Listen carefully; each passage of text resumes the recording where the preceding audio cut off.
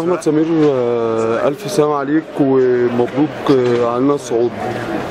الله يبارك فيك يا سلام، الحمد لله رب العالمين. مبروك لجمهور الزمالك ونادي الزمالك وجمهوره ولاعيبته وجهازه، كلهم تعبوا الفتره اللي فاتت رغم كل المحاولات اللي خدوها. ناس شككوا في قدراتهم ان هم ممكن يصعدوا من هناك، لكن انا قبل ما اسافر قلت ان انا عندي ثقه في لعيبتنا وجهازنا واحنا امكانياتنا اكبر من كده، والحمد لله رب العالمين على الصعود. ربنا كلمنا بصعود افضل مما كنا نتوقع، وده سمة الفرق الكبيرة يعني الحمد لله.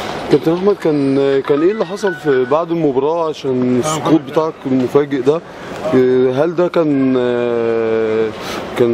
نقص الاكسجين هناك لا خالص. انا في اخر دقيقتين في الماتش لعيب من فريق سان جورج اعتدى عليا، ضربني كوع جامد قوي في وشي في الفك.